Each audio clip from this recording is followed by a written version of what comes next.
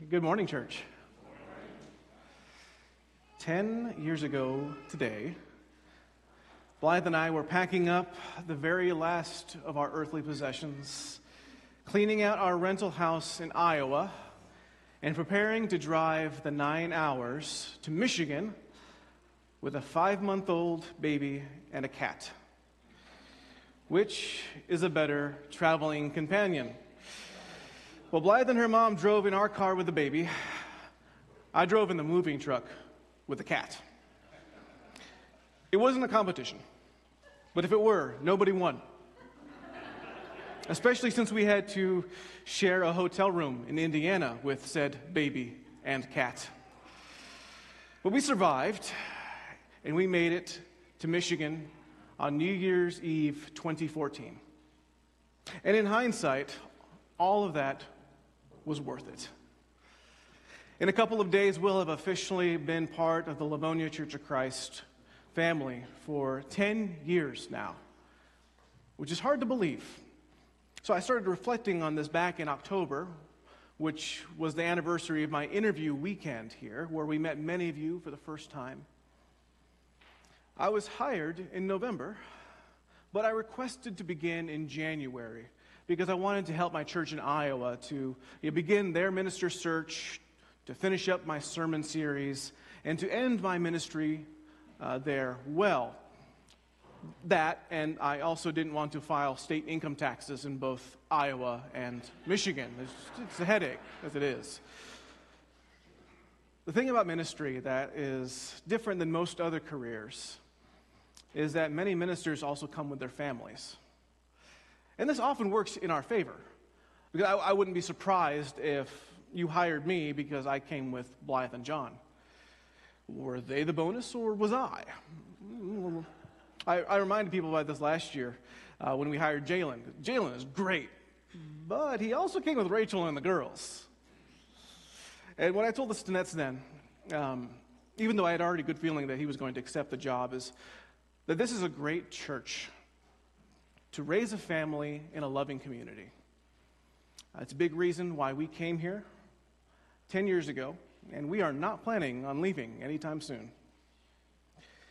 I'm grateful to have been one of your ministers for 10 years. But in that time, you have ministered to me and to Blythe and to John and then Vivian, and we are so very thankful to God for bringing us here. But don't just take my word for it. Because this is the 5th Sunday in a month, as many of you know. Instead of a sermon, I typically interview people about their experiences and how they have seen God at work. You hear from me nearly every single week. But mine isn't the only voice here. It took some convincing, but my family agreed to join me on stage for an interview. I've also asked my in-laws to join us, since Allison was basically a part-time resident with all of her visits here until she and Glenn moved to Livonia last year full-time. So if you will, come on up, my family.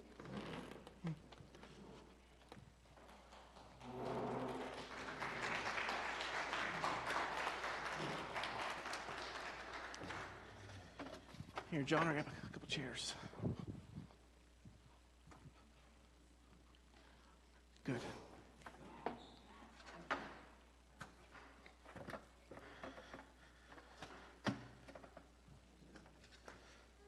All right. Where do you want to sit, Viv? You sit next to your nanny?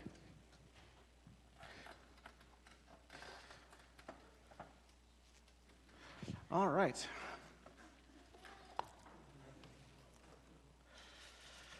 So, good morning. This is a couple of pictures. Easter's over the year. I think that was 2015, then 2018, and then last year. So the starting off is a basic, this is a pretty general, asking you about the last 10 years. But I just want to begin by sharing your experiences. How did you feel about coming here especially John and Vivian. I don't know how you felt. What are some of your favorite memories over the last 10 years? What do you think about when you think about our church? So who's going to start us off? All right. Good morning. I was not in favor. Michigan is further away from Texas than Iowa. But I understood airplanes go both places, and I made full use of that for the first 8 years here. But when it was our turn to come here, I really could not wait. I will talk more about it later, but I was very happy to come. I had great expectations, and this was a hope realized to be able to come here and be with our family and you. Mm-hmm.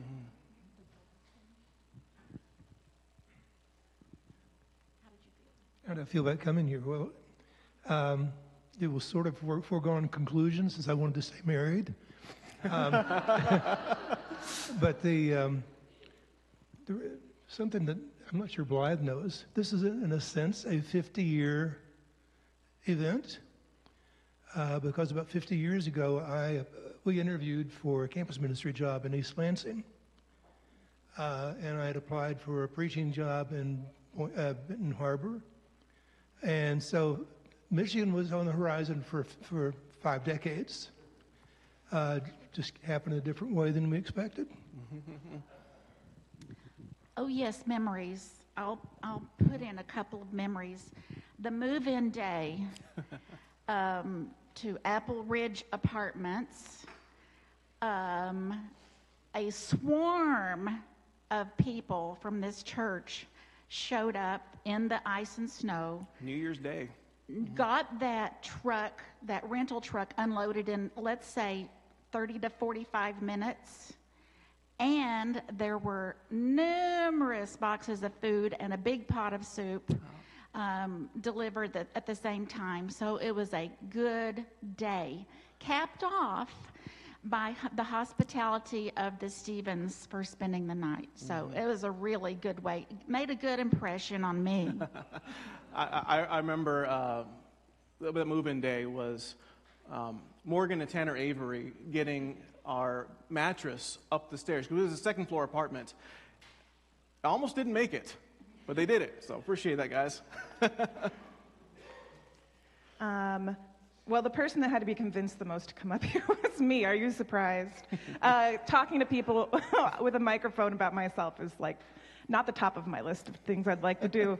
But the questions were good, and so I put some thoughts together. I felt excited about coming here. By that point, being married to a minister, I felt like we were just sort of going with the flow, and we would end up where God wanted us to end up, so I was excited. I was really happy to live closer to some big cities because we lived in the middle of Iowa. And Mike's sister, she was the only family member living here at the time, and I was excited that the two cousins would grow up together. And I really didn't have many expectations about the church or Livonia, but I've really been very happy here. As far as memories, when he told me to pick my favorite memories from the last 10 years, it was really hard because it's over a quarter of my life, and I can't remember that much of it because I had 2 little kids. But some of my favorite memories would be watching my children be loved here at church, watching Mike grow as a preacher and be appreciated, enjoying Michigan and nature in the summers, outdoor events together like Walk for Water and picnics and retreats and things where we could get together outside of church. Going to the lakes with church members during the summer and enjoying sort of like the best parts of Michigan. Special events like graduation Sundays, fundraisers, Christmas events, and ladies' retreats. And then being welcomed into people's homes because you always get to know people much better that way. And taking the teens, but especially the teen girls on retreats because we had some fun times there away from everyone else. Yeah. What did I think about moving here? Nothing. I didn't have many thoughts except food, and anyway, Yeah. I had no choice. You were 5 months old. You had a lot of thoughts. But Any memories of the last 10 years, which is basically the only church you've known? Well, that was my whole life. So, potlucks. That's my son. Both of you, when I talked to you earlier, both John and Vivian talked about the fall festivals that we've had, and trunk or treats, and kiss dinners, of course. But both of them also talked to me about the Bible classes that they've had here, and a lot of their teachers. Now, I don't think any of them remembered when they were in the cradle roll with Anna O'Neill, but I've got the pictures to prove it. But they've talked about Bible classes with Miss Diane and Rosemary and Yvonne, Michael French, and many others, and also Bible classes with their mom and Nani. Vivian especially liked doing the crafts during Bible class. You guys, kids, want to add any to what I've said? I mean, yeah, I've done a lot of Bible classes over being here.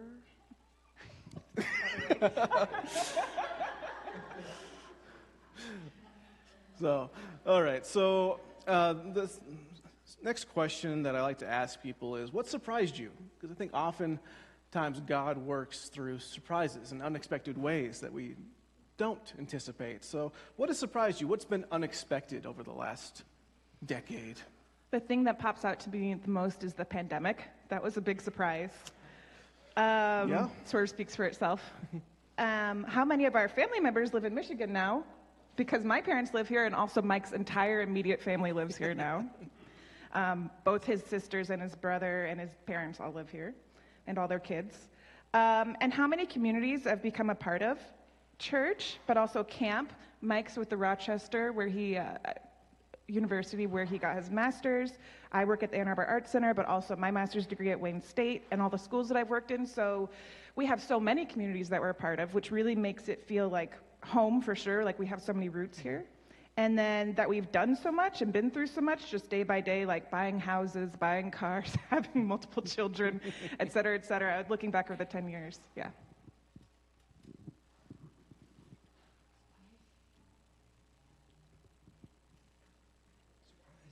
I can't say I have. You have not surprised me, but you have continued to impress me because you love my children so much. Well, I had retired from teaching in 2015, about the time they moved here. And I did not expect to begin again, but I was invited to help the talented group of Bible class teachers here with the kids class. It was challenging because I had spent my career in kindergarten, and this was a group that went all the way up through elementary. Yes, I was licensed for that, but I had no experience with the older kids. But and I did it, and I appreciated the opportunity. But this fall, I was allowed to break off the kindergartners, first graders, and second graders. Got back into my comfort zone, and I have enjoyed it, and I'm still enjoying it so much.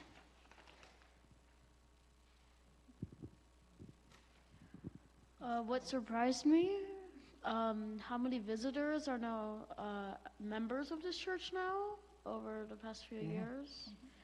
And how many people go to this church every day? Sundays.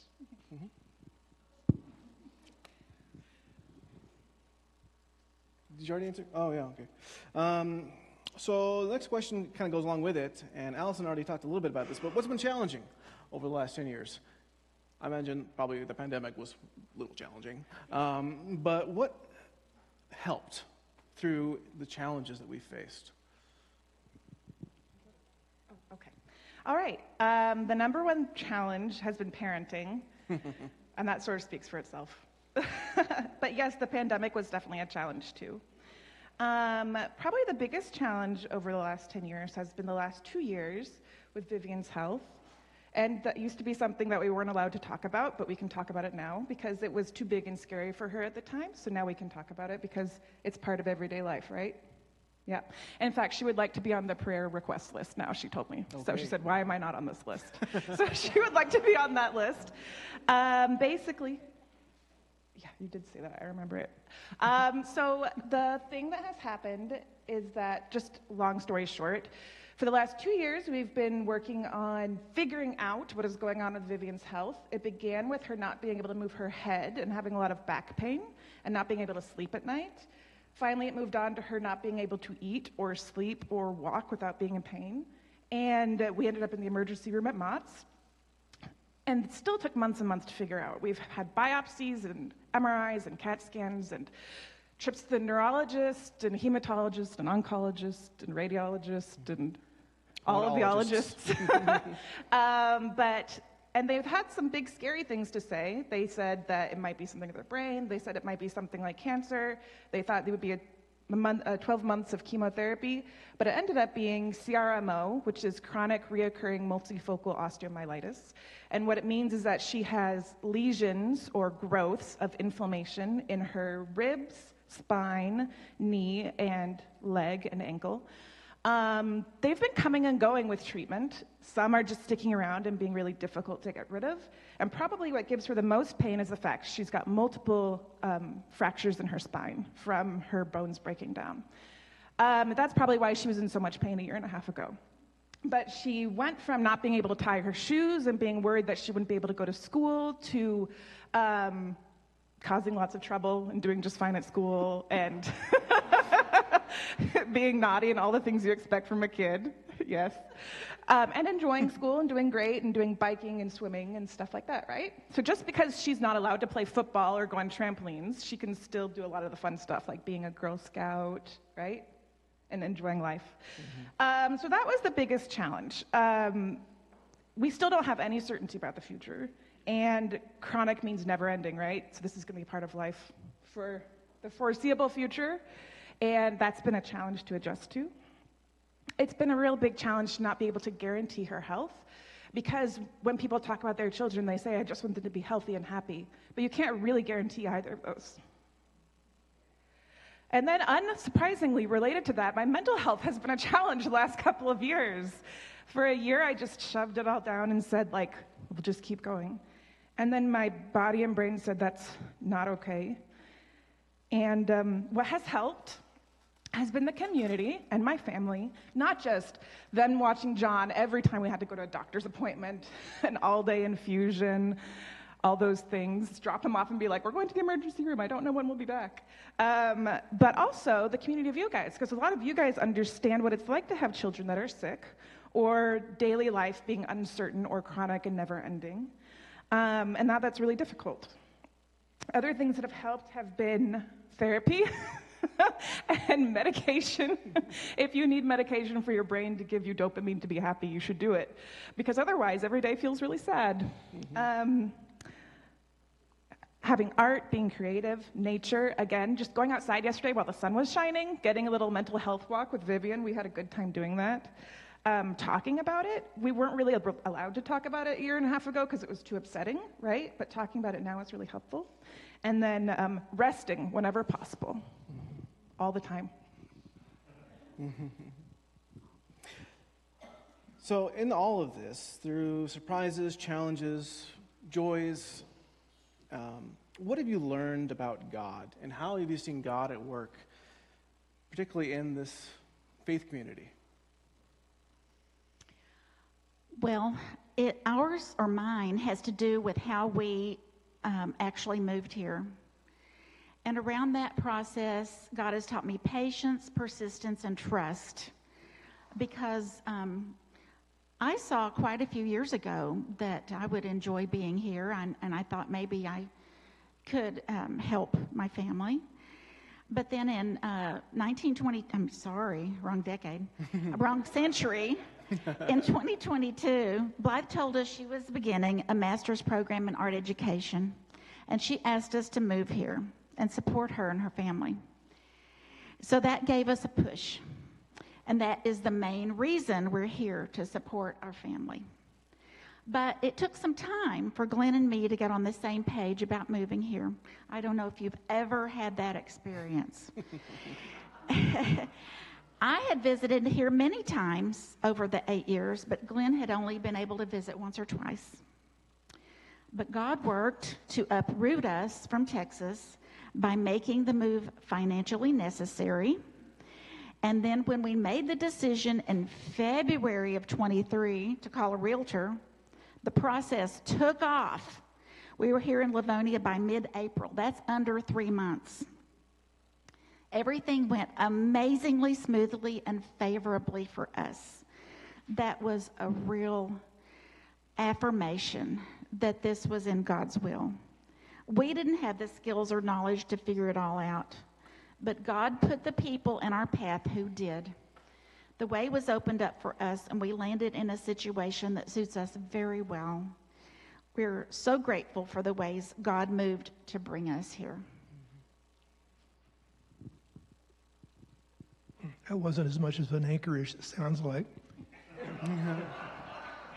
I told Allison years ago I was willing to move anywhere for some of our children were. I just wanted to be fully retired if possible, and I don't know if that's true, but it happened more because I kept getting laid off than I was able to retire. But I just wanted us to be able to do something to be helpful. The difficulty more than me was how to be sure that my now almost 99-year-old mother is taken care of. And my younger sister's had that dumped on her in some hard ways. But, as I mentioned earlier, I knew how you were loving on my family. That makes the move easy. That made my expectations high. And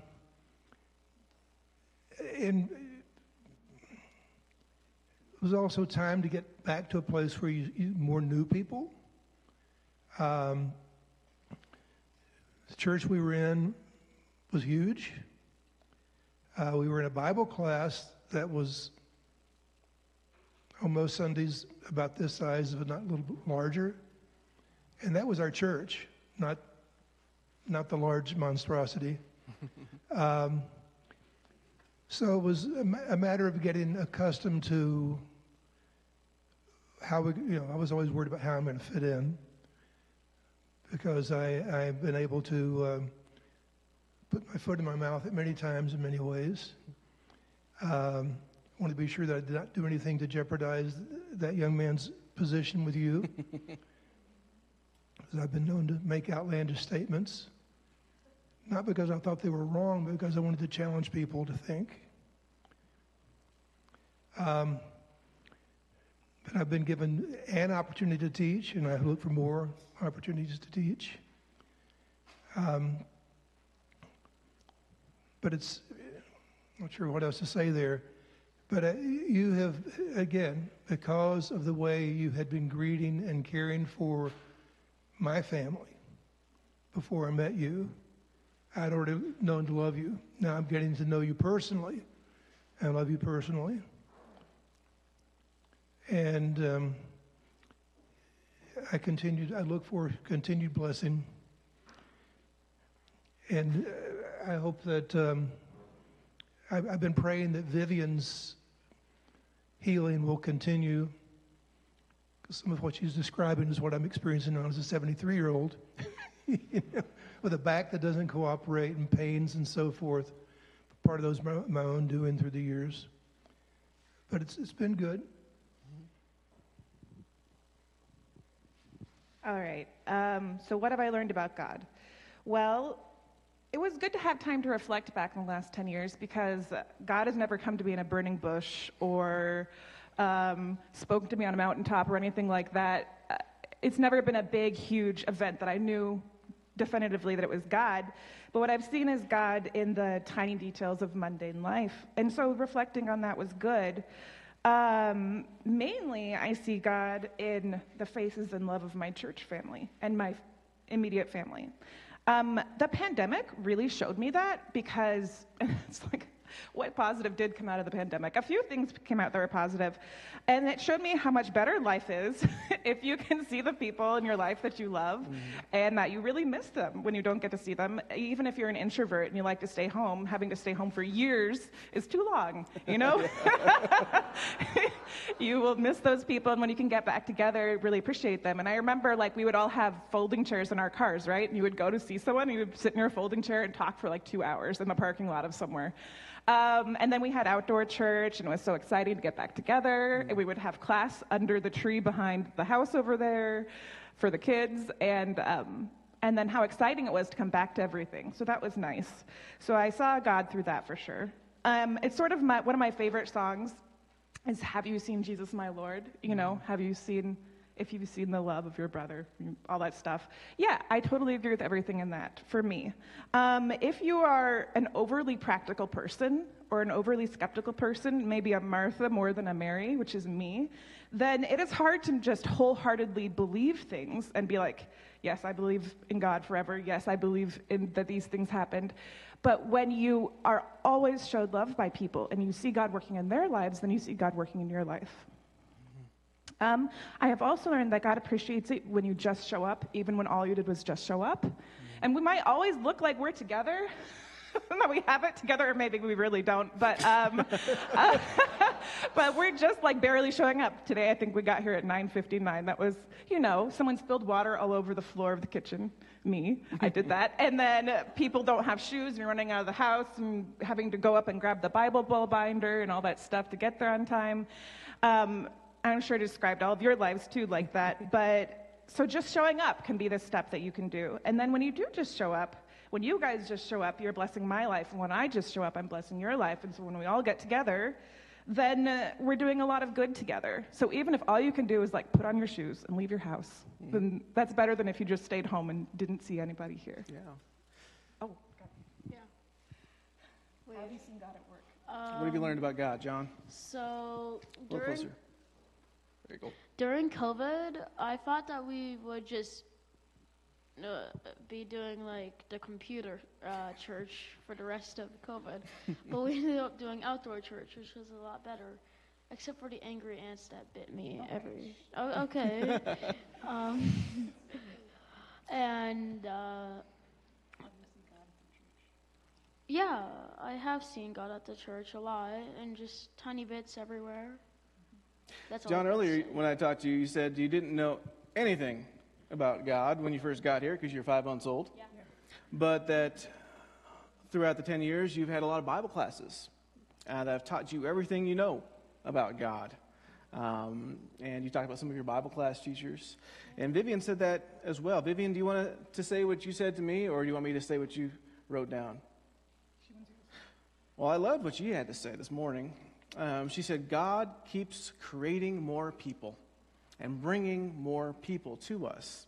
And new people keep coming to this church. A lot of you weren't here 10 years ago, and we've been so grateful to see you as part of this family. We've made more friends. Vivian has made more friends over the years, and she says that people keep helping us. Anything you want to add to that, Vivian, or the thing that gets it? Or anyone else want to add anything? What you got, John? I always like to add things. Mm-hmm. That this church has helped us through a lot of everything. Mm-hmm. And that's all I can really say. Right. Well, okay. And I've shared this with a couple of you in the past few weeks, but the thing that I'm continually impressed by, and I know that this is because where your heart is, that generosity is not limited to the very wealthy or to the large, massive churches. And I never really wanted to attend some place as big as the Hills, but it was their generosity about missions that got me there. Here I see, the Thanksgiving, the effort to take care of those in the community who have needs. So I continue to be impressed by God through you because of your attitudes and your gifts and your desire to honor Him who has given you life.